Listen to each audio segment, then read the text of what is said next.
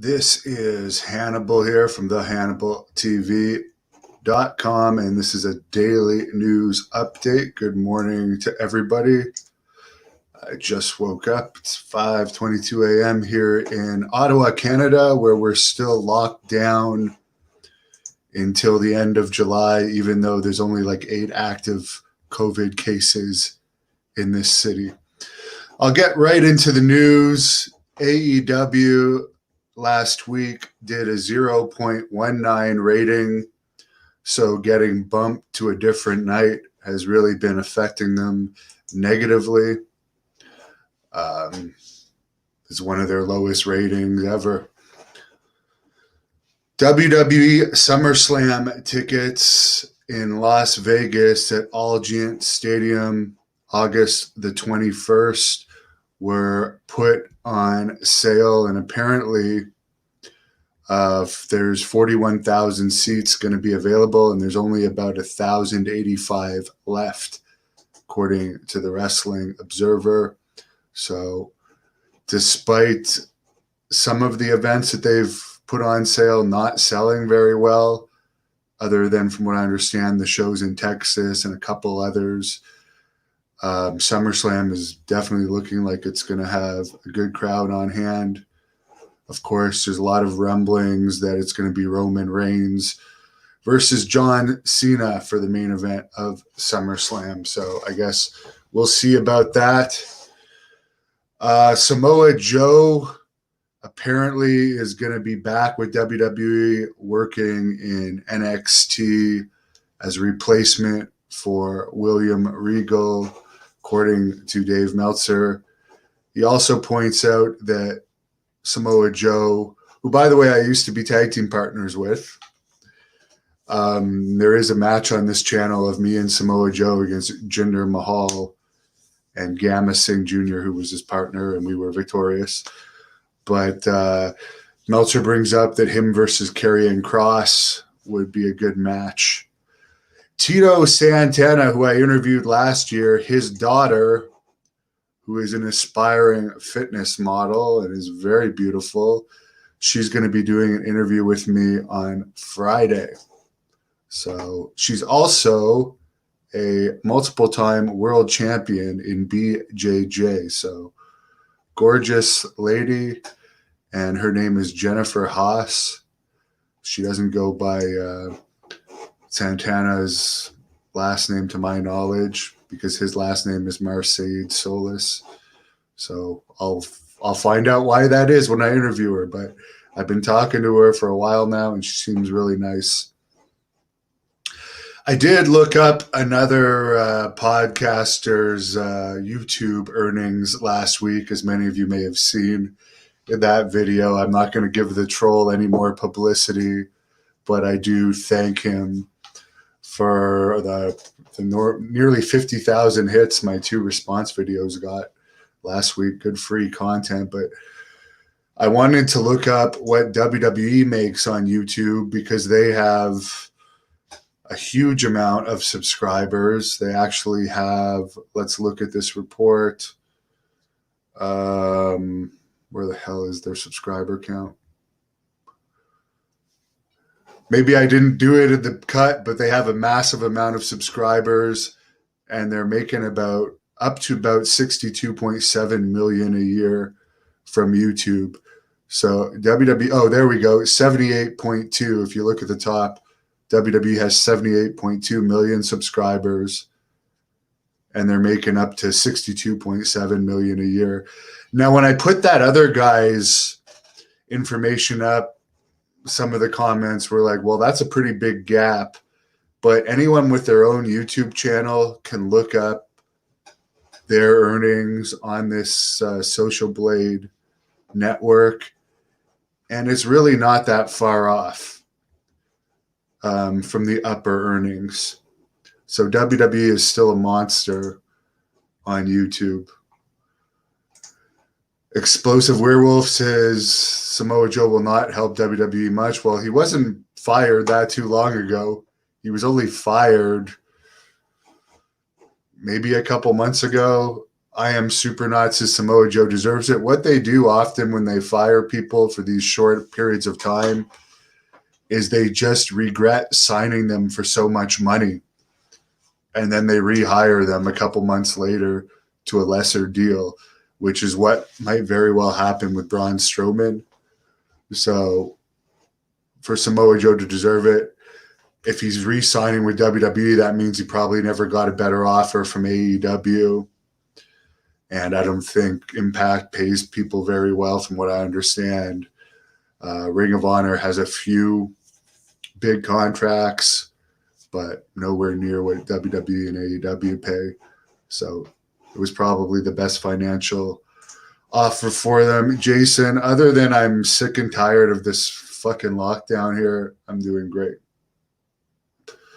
Jason says wrestling just ain't the same without fans. Well, it's really bad, actually, when they had the Thunderdome, which I think they still have, and they put in the fake crowd noise. But if it's wrestlers going hard hitting at each other, and it can be good. But if you're wrestling as if there's still fans there when there's not fans there, it's just brutal to watch. UFC didn't suffer as much. And it's not just because wrestling most of the time is pre-planned. It's that they're wrestling the same way they would if there's a crowd there. And it's just brutal to watch. Jesse, what? I can't even believe there's CM Punk fans left. He was an embarrassment to the business. Andrew thought that Edge would be a contender. Edge has been a ratings failure. That's another guy they're paying huge, and he hasn't budged the ratings.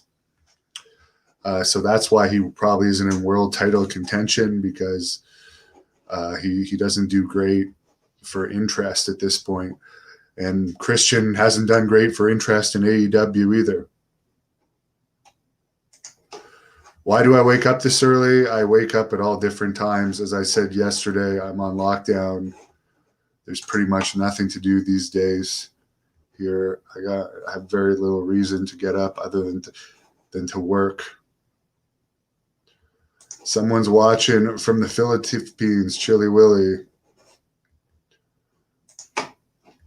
Did Terry Garvin Sims die? I don't know if that's the same Terry Garvin that had the accusations about him, but the one from WWE is dead. Scott has not watched a full episode of Raw or SmackDown in 4 years. I haven't since 2005. Do I think Aleister Black will go to AEW? Supposedly they want him there, but at the same time, WWE might bring him back. They might do the same thing, sign him back to a smaller contract. Coach, wrestling is not the same without real stars. True. There's no real draws in wrestling anymore. John Cena is, and they bring him back, but really he's hardly wrestling anymore. Will GNW return after July? They don't even have the gyms open here now. They're not opening until the end of July. So when they do reopen this province, it's not like they're going to say, oh, you can have events again.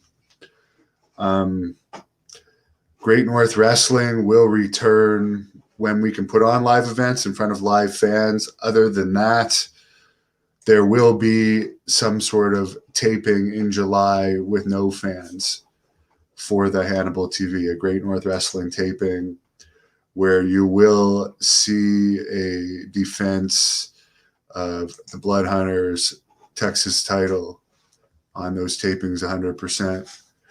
And of course, he's coming to World Class Revolution Wrestling, among other places, such as the UK soon as well. So lots of promotions all over the world are going to be using the Blood Hunter. Steven says Raw is horrible. Who is drawing at the moment? Ratings are in the crapper at the moment, so you could say nobody's drawing. The WWE SummerSlam brand, you could say, is drawing if they had a good good ticket sales for that. But it's also in Las Vegas. There's very cheap flights to Las Vegas. So that's a good place to go if you want to get fans from all over the world flying in. This guy's mentioning that Terry Garvin that worked for GWF in the 90s, feuding with Eddie Gilbert. I'm from Canada, so I never really followed the Global Wrestling Federation. I know there was a guy named Jeff Gaylord in it, though, wasn't there? Jesse says, when am I returning to Texas? I will be in San Antonio to cover the combined World Class Revolution, who I think they're doing a co-branded TV taping with River City Wrestling in San Antonio, Texas, September the 19th. More information to come on that. I am supposed to be doing a podcast for World Class Revolution Wrestling Thursday with the Von Erich boys, Ross and Marshall. John says Raw is terrible. I agree.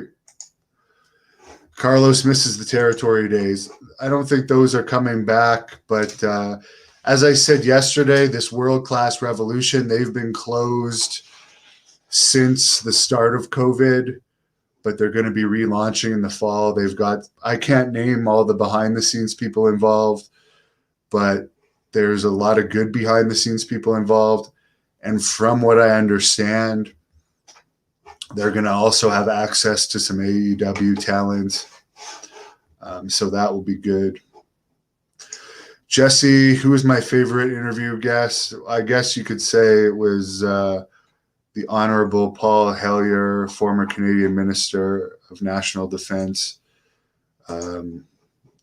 because I don't really care that much about wrestling anymore. I'm really into UFOs, and that was a UFO-related interview. He was the highest-ranking government official to say that UFOs exist, and now there's a lot of them coming out.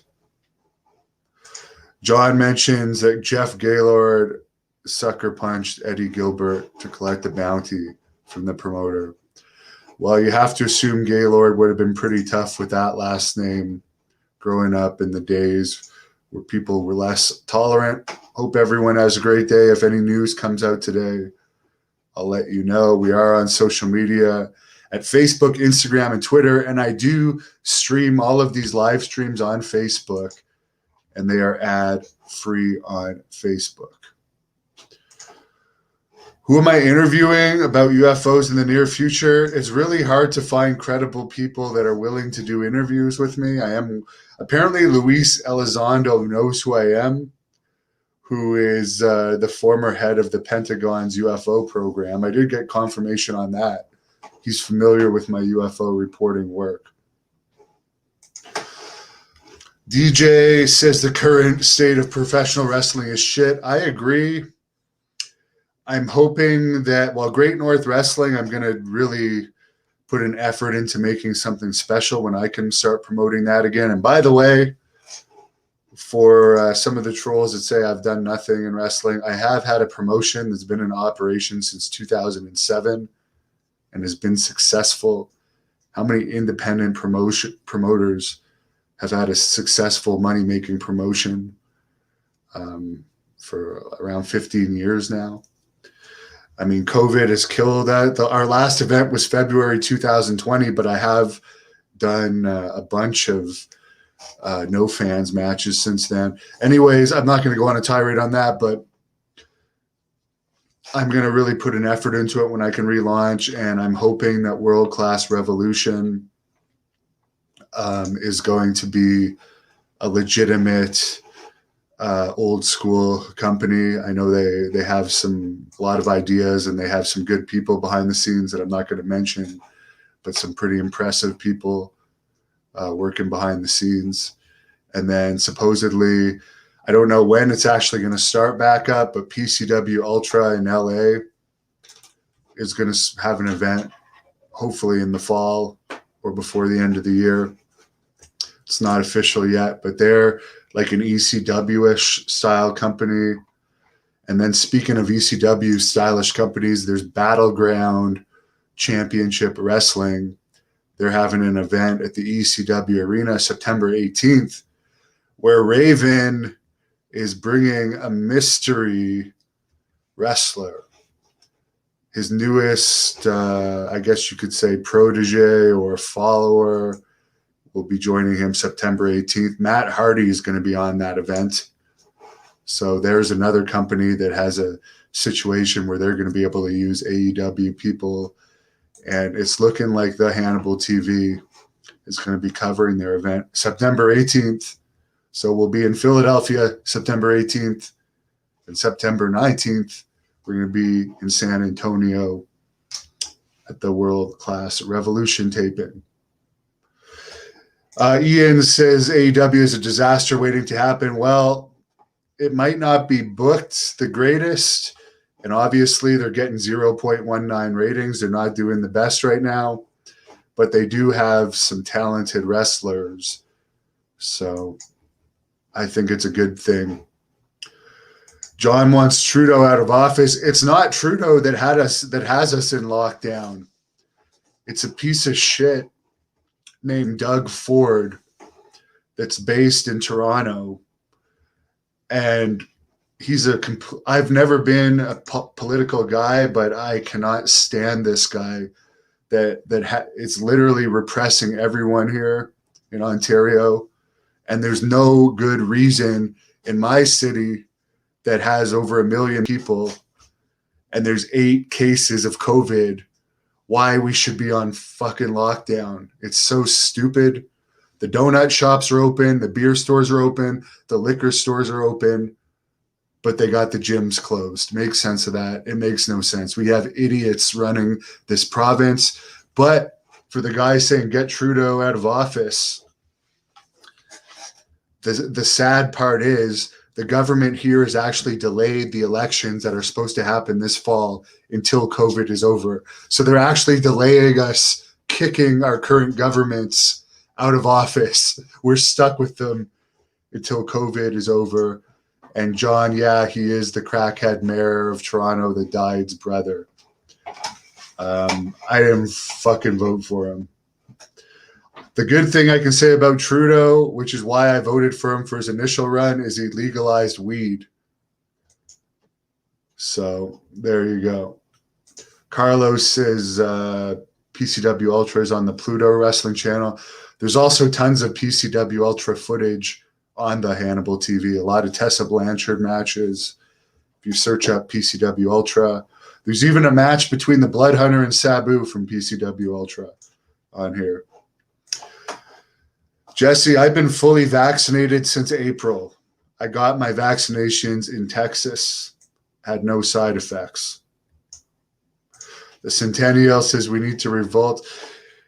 I'll revolt by leaving again here in September, and if things don't change, I'll be staying in the U.S. again for a while.